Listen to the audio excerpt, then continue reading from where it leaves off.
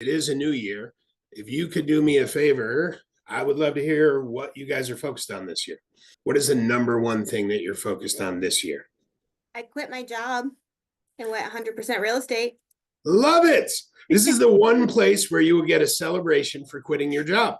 Yeah. Love that. Congratulations.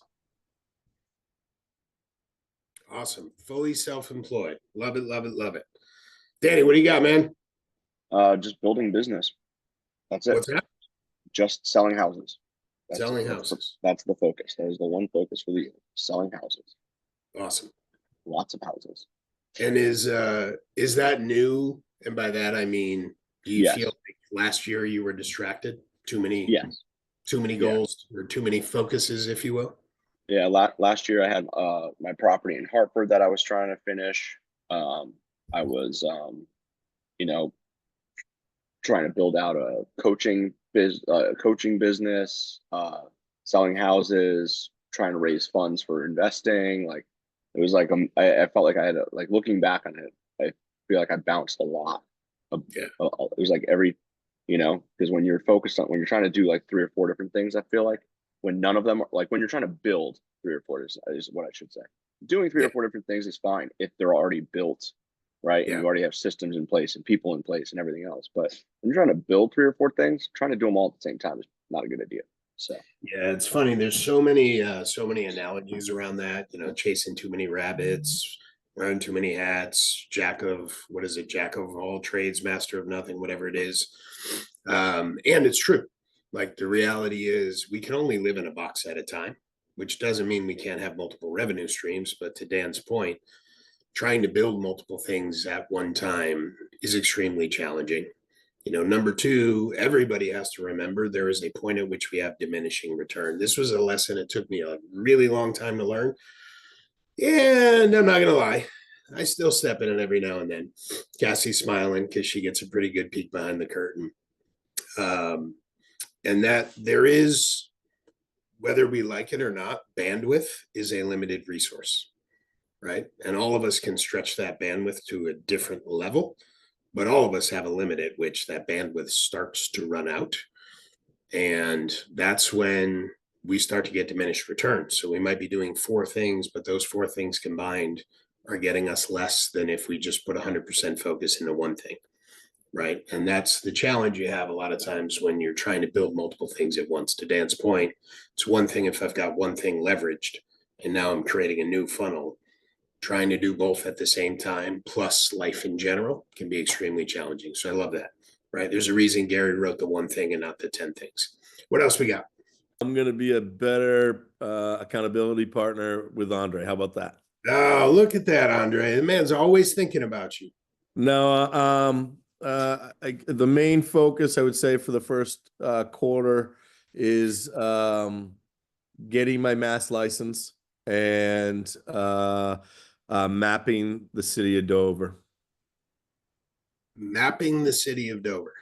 Yeah. So I do commercial, and a big thing that I've been working on with a mentor of mine is locating every property, surveying the owners and getting real data and moving on from. So it's building a commercial farm. Correct. Awesome. Love it. Okay, here we are. Actually, I was taking notes from what Peter had to share, and because I kind of mentor Peter, and so I was just writing down what he's up to doing this calendar year, because I do residential and a little bit of commercial, not as much as Peter. Peter is solely commercial, but I do a little bit of both, and it really helped me last year in a slower year residentially make my number, so to speak. It wasn't exactly my goal, but anyway, you were asking what our plans were for this year. Yeah. What's your number one goal for 2025? My number one goal for 2025. I think I'm going to either have like somebody that I communicate with daily. So, who I really respect.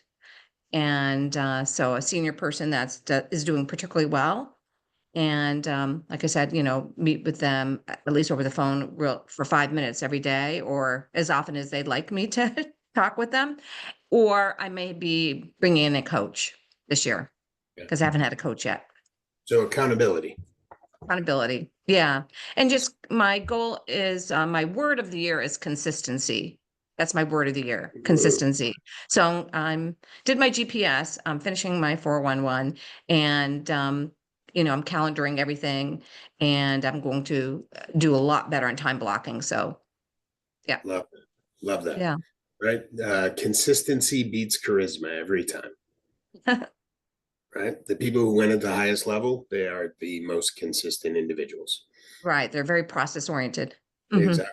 And the reality is you can't copy charisma, but you can copy consistency. Charisma And is if you not have both, it's even better. exactly. There you go. Right. I won't use any names because you would all recognize the name, but there is somebody who is kind of a, what do we call them? A celebrity or right? Our KW celebrities. We got a term for that. Cassie's laughing and she's I always don't know. I like can't think of it at all right now. something like that. It's like a celebrity. I don't know. If anybody knows what it is, you can shout it out. It's something like that. But when I first started selling and first came to KW, I would watch the training videos that they had on KW Connect. And there was a particular agent that I followed and kind of chose as my virtual mentor. And the primary reason was because that individual probably had the least amount of charisma of any successful individual I've ever met in this business. Yet they were extremely successful, right? So they were just process orientated and system orientated. And my thought, Joan, similar to what you said, is well, if I can copy their processes and systems and sprinkle what I hope is a little bit of charisma and personality in there, I should be able to do pretty good, right? There was somebody else who I thought was awesome too, but they had a personality that I was not going to imitate, right? And I looked literally at the two of them and was like, all right, well, I can't copy that, but I can copy that and sprinkle a little flavor on top of it also, right? So consistency beats charisma every time. Who else wants to go? Number one goal for 2025. Alberta, what do you got?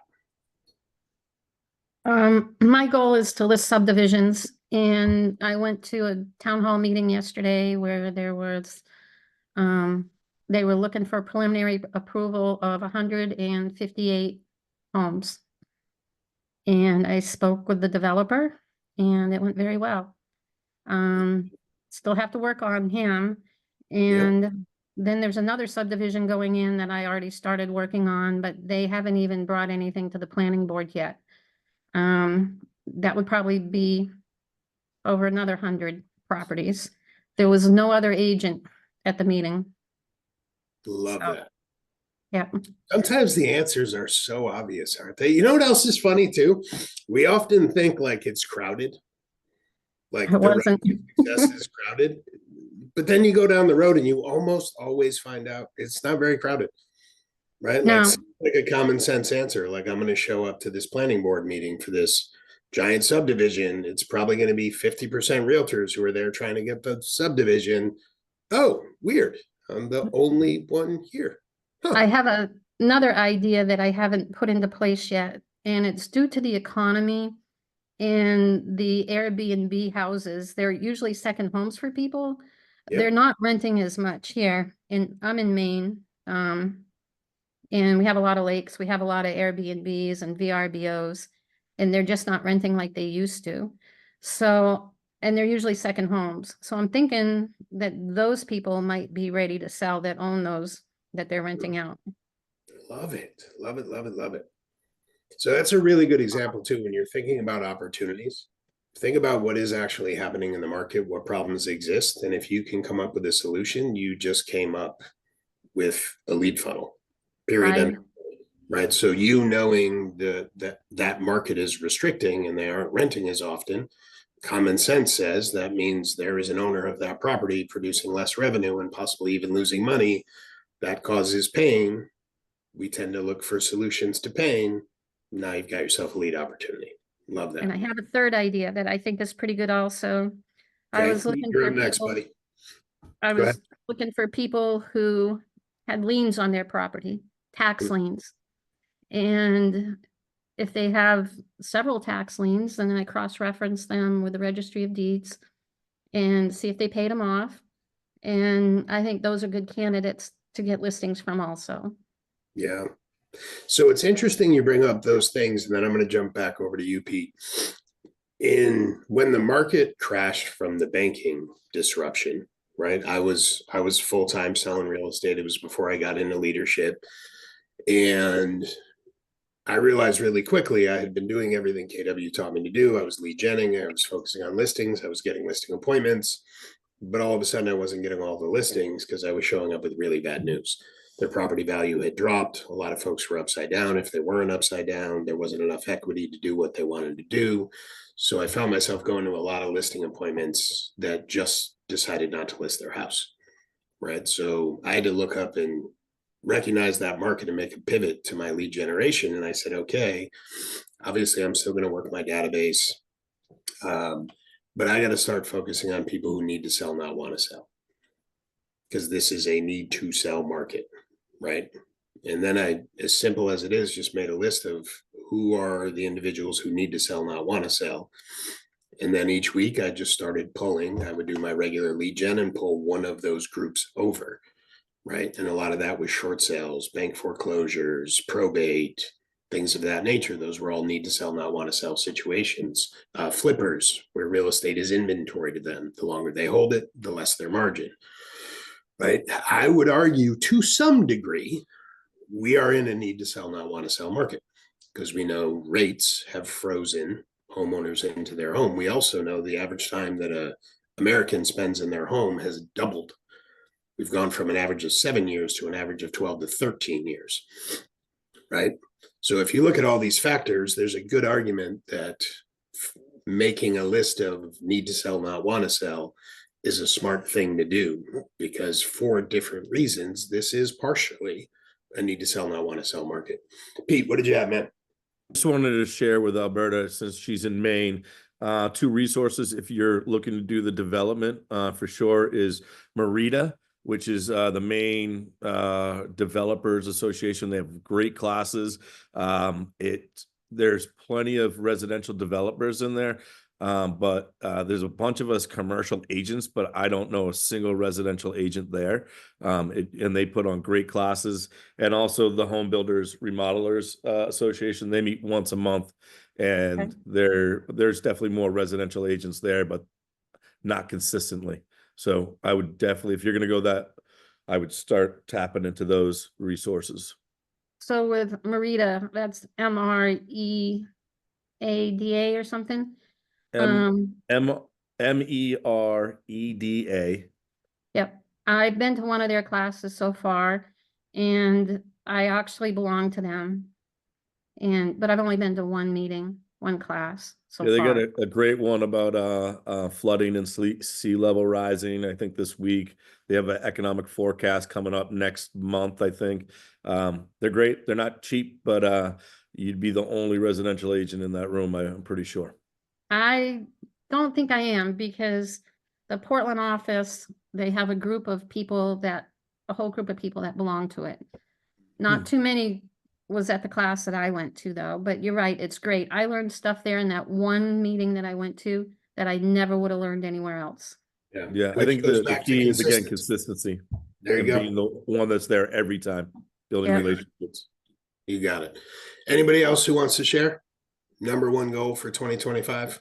My number one goal is 45 transactions, and I want to do raise my average income per transaction by charging more. I don't know. Everyone's here is KW, but I can't talk apples. Yep. So yeah, Talk specifically per transaction as well. Okay. Increase production, increase compensation. Awesome. Yes. Love it, love it, love it. Cool. All right. Anyone else before we dive into content?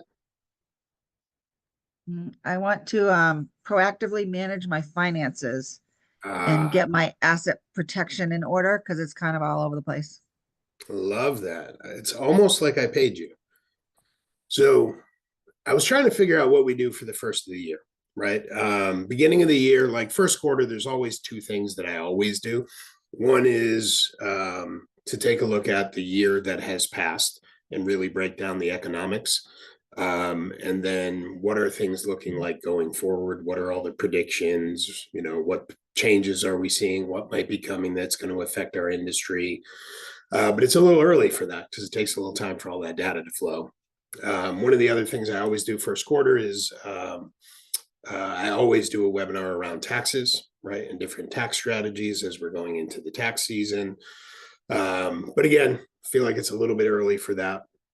We'll probably do that in the next 30 days for you guys. I'll give you updates on any tax laws that have changed that affect you as a business owner, that affect real estate investing, things of that nature. So we'll do that. So today, what I decided to do is just kind of do a little bit of a refocus, right? So we've been running these webinars for a little bit less than a year, right? What I promised is we would always focus on personal growth, production growth, profit growth, or wealth growth, right? So being the beginning of the year, this is again often when we've taken a step back, kind of look at where we are, where do we want to go, and hopefully craft our plan to continue to close that gap. So I want to lean into that a little bit today and give you guys a tool that maybe will be helpful for you, Michelle, based on what you just shared. We're going to run through the path of money, right? So this is a really simple model, by the way. The vast majority of the content that I'm sharing right now did come out of the MREA playbooks. So for those of you, if anybody hasn't looked, absolutely love the playbooks that they put out. I believe we're up to volume 3, maybe. I know there's the code book, there's a volume 1, there's definitely a volume 2. I think there might be a volume 3. But these are every single agent who gets interviewed at MegaCamp. Whatever model they share gets turned into a one-pager to make it as paint by numbers as possible, if that's a model that we want to implement into our business. Every agent that is interviewed on the Millionaire Real Estate Agent podcast gets turned into a one-pager. All these things get combined. I can tell you it has made coaching and consulting so much easier, because as much as we are aware of all these different strategies in the past, there was always a lot of space that you had to fill in for yourself. And these one-pagers close a lot of those gaps for you and do get you as close to paint by numbers as you can. So I would say this: if you have not nailed down your 3, no less than 3, no more than 4 lead strategies for the year, I would encourage you to pull out the book, order the book. If you don't have it, talk to your leadership team, see if they have a copy you can look at, and go through those and find the model that matches up with you, your personality, and your business goals. Because anything you can imagine, the models are in there, whether it's focused on listings, maximizing open houses, internet lead gen, farming, investing, right? There's models in there for those. So this is actually pulled from the MREA, a good amount of it anyways. So number 1, we're talking about wealth building. The number 1 rule, end of day, is always, if we're going to build wealth, we have to spend less than we make and invest the difference, right? That is wealth building at its absolute simplest form. So rule number 1, spend less than we make and invest the difference. Rule number 2, debt on depreciating assets equals fragility. Equity in appreciating assets and cash flowing assets and cash on hand equals anti-fragility. If you're not familiar with that term, there is a very, very long and complicated book called Anti-Fragile. It's a phenomenal book, probably a very tough read for most of us, including myself, because they go into a million different things. But at the end of the day, there's a concept in there that I think is really cool. Basically, it says all things are fit into 3 buckets. They are either fragile, i.e. they break easily. They are robust, which means they are very durable. You can drop them, kick them, throw them, and it does not change the thing. It does not break. And then there is anti-fragile. Anti-fragile are the things that actually benefit from stress, right? When you put them under stress, they actually get better. They get stronger, right? There's examples of it in nature. There's examples of it in biology. There's examples of it in human behavior, right? Did not know this until I read the book. But in greenhouses, when they grow plants, they actually put fans to create wind, because the stress that puts on the plant makes the plant stronger, right? If you think about working out, how do you build muscle? You put stress on the muscle, then you rest the muscle, then you stress the muscle again. When you do that, the muscle gets bigger and stronger, right? That's anti-fragile. Well, our finances fit into that bucket as well. right? When we carry debt and we carry debt on non-appreciating, non-cash flowing assets, that creates fragility. We are easily breakable. Yet when we have a lot of equity in appreciating assets, assets that cash flow, and we keep cash on hand, that makes us anti-fragile. Anti-fragile being when things get tough, we're actually in a position to take advantage of that and come out of it even stronger, right? So that's rule number 2. Now let's talk about the path. So the path of money. We have 2 forms of capital. We have human capital and we have capital assets. So human capital is you work for the money. That is the work that we can go out and do. And for most of us, that's where our wealth building process starts. Most of us, unless we inherited some fortune, we start out by going out and investing human capital to create actual capital, right? And eventually we hopefully get to the point where we have capital assets, and those assets, that's your money working for you. Those are the 2 resources we have to invest, right? I like this model because it's super simple. That's what we've got to give. Those 2 things produce cash flow, right? The work we do produces cash flow. The investments we make hopefully produce cash flow. Those are our 2 resources to generate cash flow. Then we have a choice to make with that cash. We can do one of 4 things with it. We can invest it, we can save it, we can donate it, or we can spend it. It's really the only 3 things we can do. Again, we've got 2 resources, human capital and capital assets. Those 2 things create cash flow. With that cash flow, we have 4 choices: invest, save, donate, or spend, right? Pretty simple. Now we look at how can we invest the money. At its simplest form, we've got 2 options again. We lend or we own. And this is what lending or owning looks like. Lending would be when we buy into the markets, whether it's stocks, CDs, bonds, T-bills, REITs, mutual funds. All of that is us letting other businesses borrow our money in exchange for a non-guaranteed, but in exchange for a return, right? When we buy stocks, invest in the market, get mutual funds, any of those things, our intention is we're essentially letting a company borrow our money. And the hope is that we will get a return on that money, right? So we are actually lending the money when we do that. Not everybody looks at it that way, but that's exactly what it is. Then you have the own side of it, right? The lending side would be, especially when you're going into markets through vehicles like that, that is passive. We put our money there. We don't do anything. We don't run the company, right? We have nothing to do with the operations of the company. We're investing the money in companies that we believe are going to move in a good direction and get us a return. Then you've got your active. That would be, you've got a lending and an owning bucket under your active investments, which would be owner financing properties, private lending, and then owning businesses and owning real estate, right? So that is probably about as simple as you can break down our investment choices, right? Now, I am not a financial advisor, so let me say that.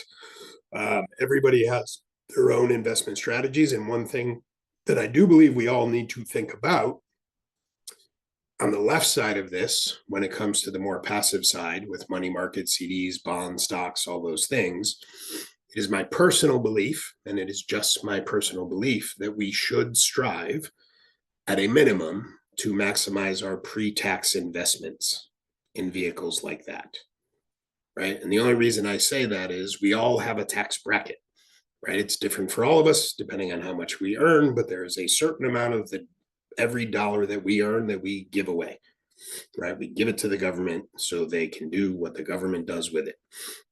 And that could be a whole nother conversation. However, we're all contributing to taxes.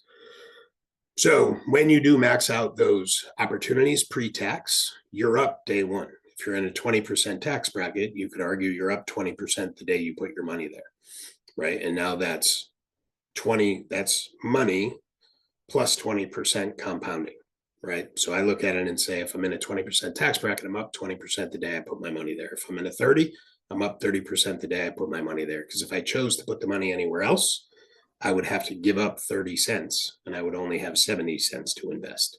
So just something to think about on that side.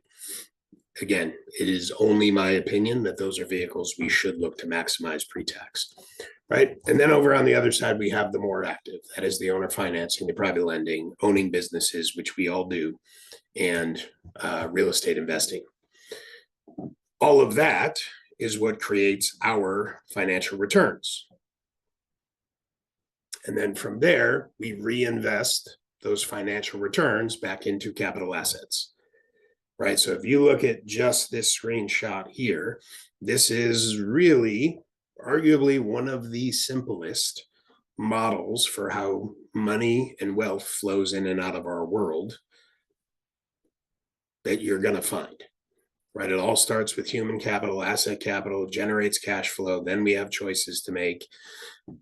If I ask you guys, somebody come off mute and answer me, where does this model most often get log jammed, meaning it stops? When cash flow goes to spending as opposed to the other buckets. Of course. Yeah. When cash goes to spending instead of investing, and then it becomes a snowball, right? As we choose to spend instead of invest, oftentimes we lean towards spending more than we actually have, and we have financial mechanisms in our world that allow us to do that, i.e. credit, right? And next thing you know, we are paying interest. Well, when we're paying interest, what's happening?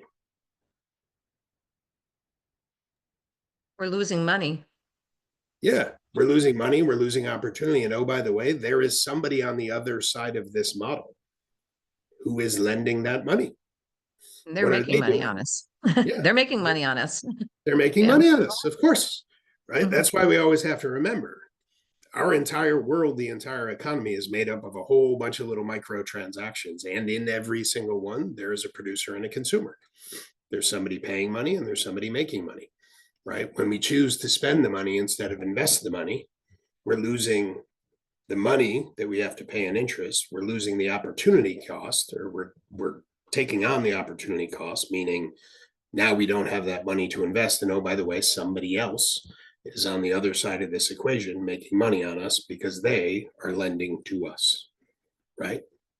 So just the awareness of that and really sitting down and looking at how are you operating financially. This is a really good model to keep in your mind, keep in front of you, and ask yourself how you're navigating it, right? So a tool so that we can take a little bit of action. So again, beginning of the year, we've all got plans, we've all got goals, we've all got aspirations. Rule number 3, I would argue, is measure your success in net profit and net worth.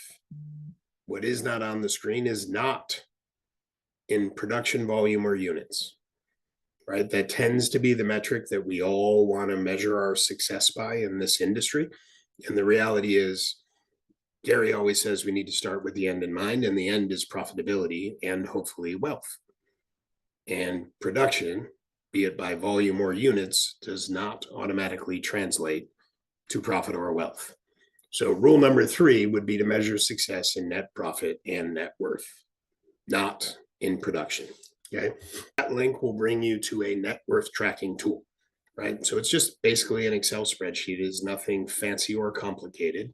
But neither is tracking net worth. At the end of the day, tracking net worth is simply documenting somewhere all of your liabilities and all of your assets. What do I own? What are the things that I own worth? And what do I owe? The difference between the two, that is your net worth, right? Finances are not actually that complicated at the end of the day.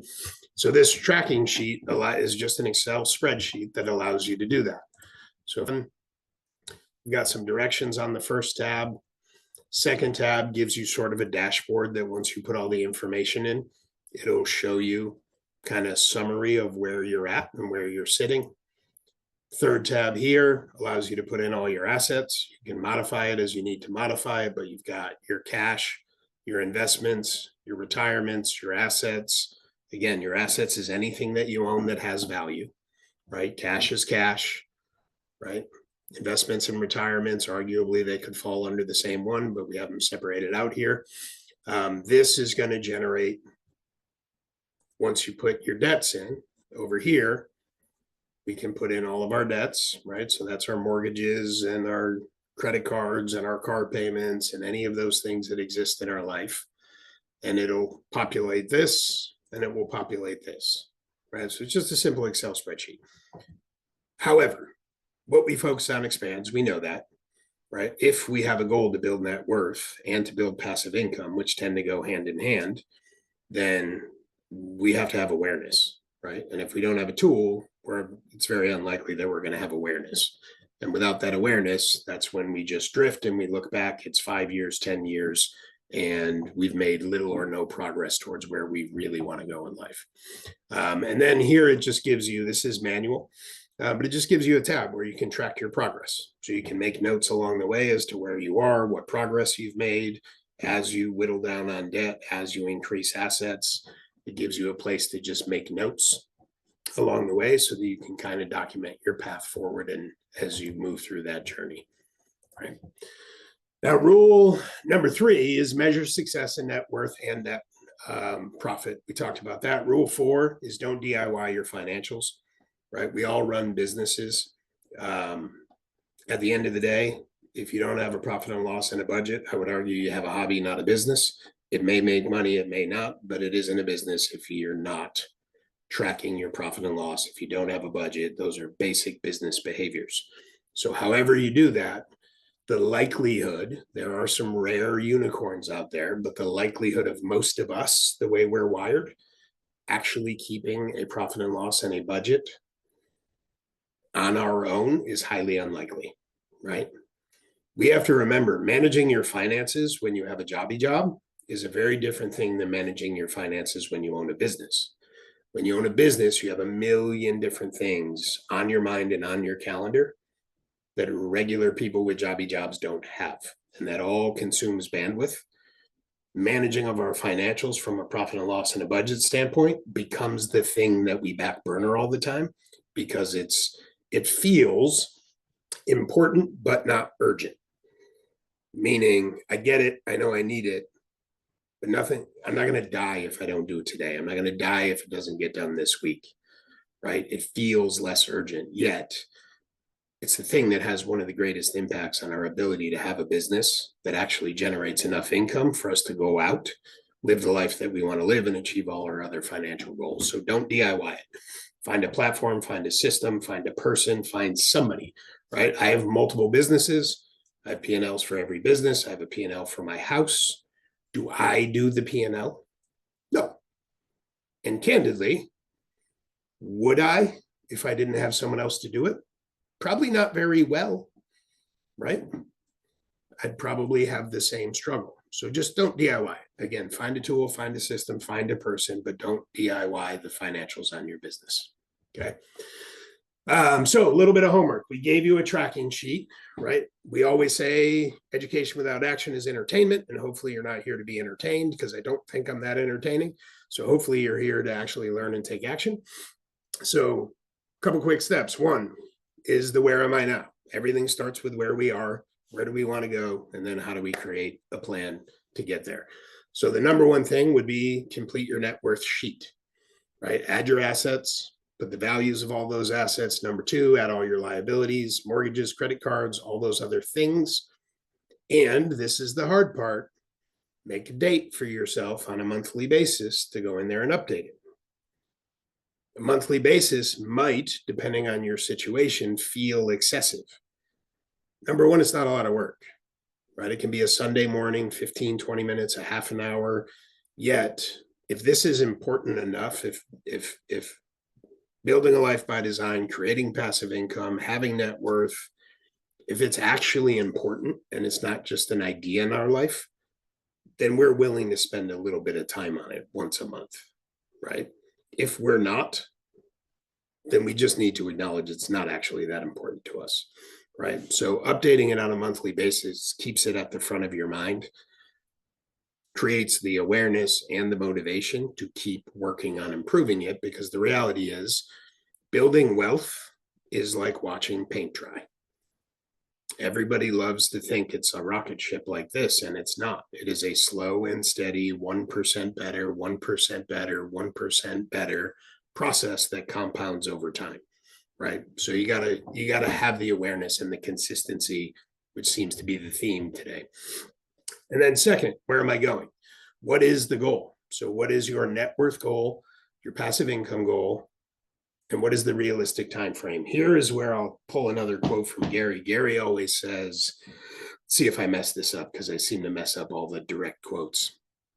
But it's we tend to vastly overestimate what we can accomplish in a year and vastly underestimate what we can accomplish in 5 years. Right? So we overestimate what we can do in the short term, and we underestimate what we can do in the long term.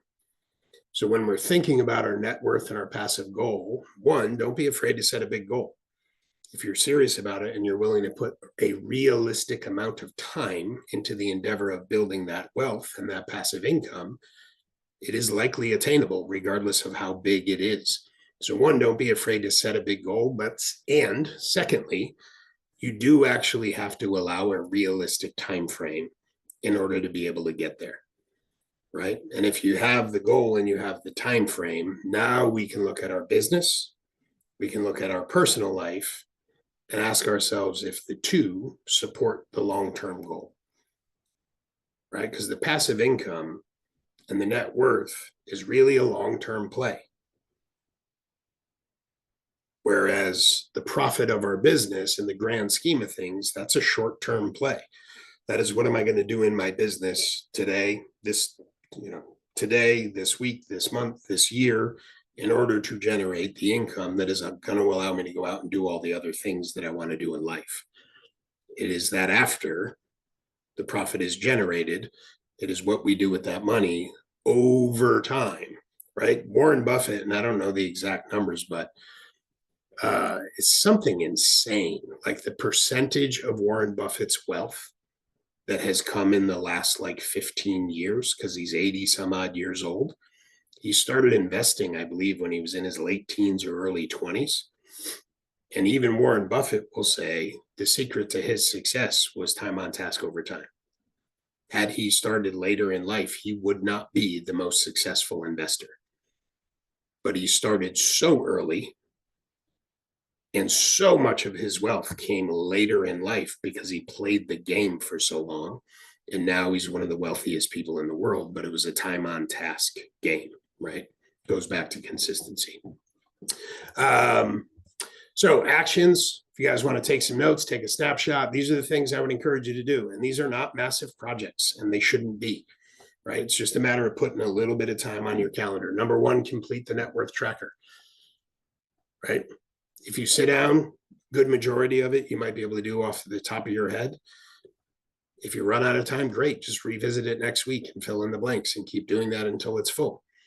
And then start revisiting it every month and just making the adjustments as debt goes down and assets go up. Set a time in your calendar to revisit it monthly. If it's not in your calendar, it's not going to happen, period, end of story. And again, if this isn't just an idea, it's an actual thing that you have a genuine intention to pursue, you'll make the time for it. 3 is set your wealth goal. That's reduction of debt, if that is a part of the equation, and increase cash flow and net worth. So what are my goals to reduce my debt, increase my assets, increase my equity, and increase my cash flow? Next one is does. I wrote do your business.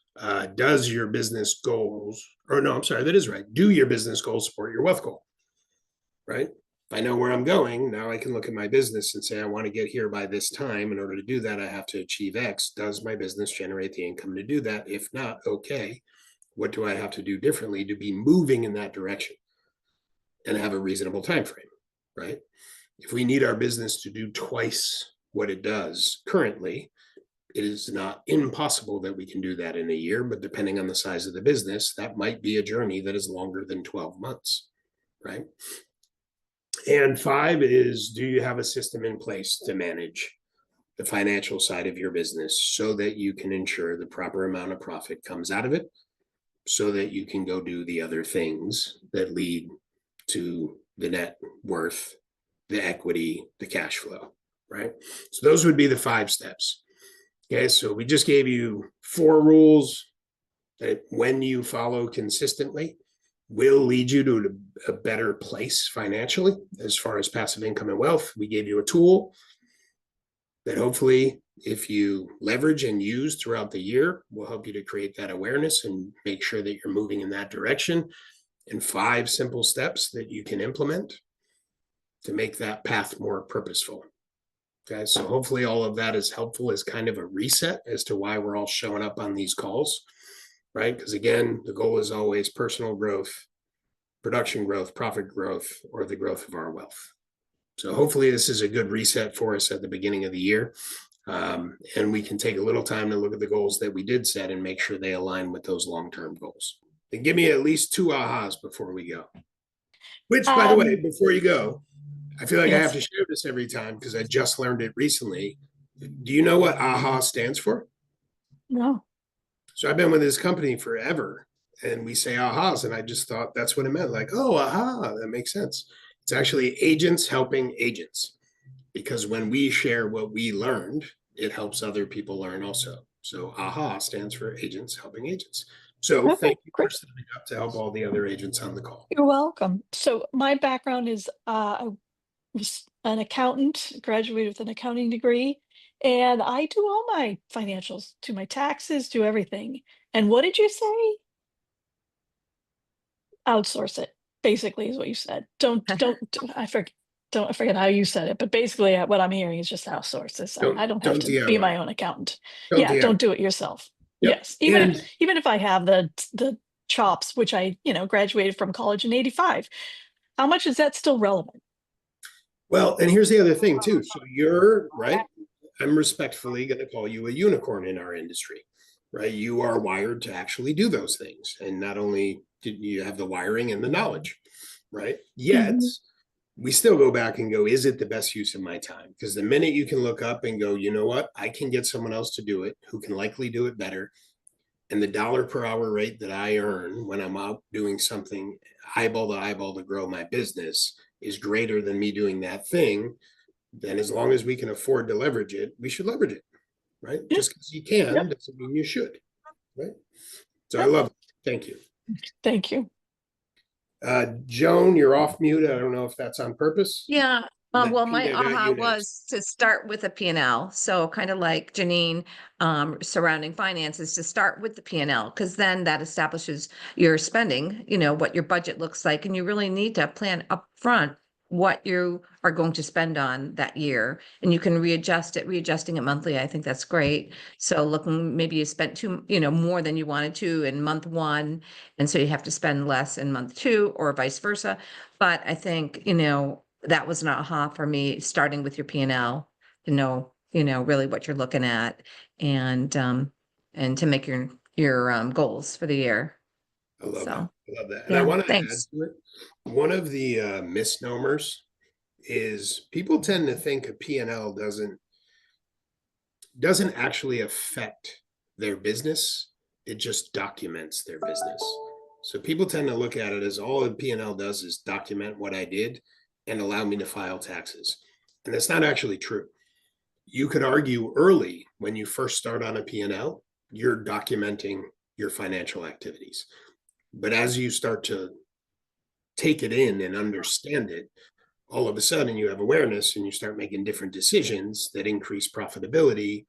Everything from, what are you investing in that's supposed to give you a return? What are your lead gen expenses? Are they working?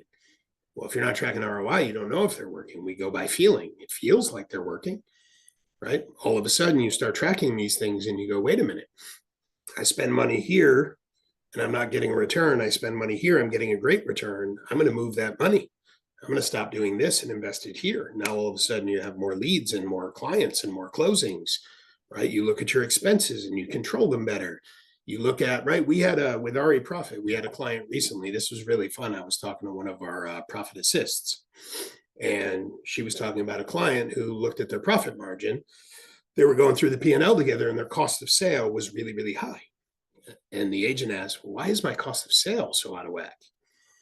And the profit assist pointed out, correct me if I'm wrong, but you have a very heavy agent referral business, correct? Meaning they receive referrals from agents all over the country. They have a lot of relationships and they receive a lot of incoming referrals, right? That's awesome. That's a thing many of us would love to have. yet it comes with a cost of sale. So that spawned a conversation with the client to say, how much time, energy, and effort are you putting into nurturing your database to make sure you're getting everything you can out of your database? Because while you don't want to give up referrals, because those are great opportunities, they come with a smaller margin. Let's start investing some time into the database to make sure we're getting everything we can out of that.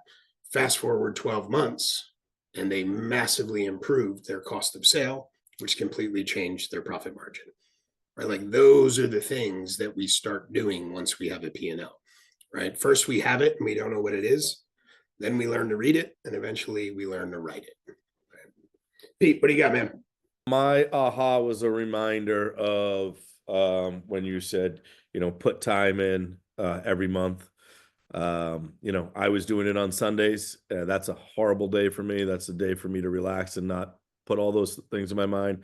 And I put it to a different time in the week, and that was a bad time too. So readjusting, they say that wealthy people spend a minimum of 8 hours a month on their wealth building plan. And I just need to get back to that and be consistent with it. Love that. Cool. All right. Anyone else before we jump? I need to Right. have my kid start her own network wealth tracker. Oh my gosh, I love that. How old are your kids? 11. 11. Oh my gosh. Yeah. Amazing.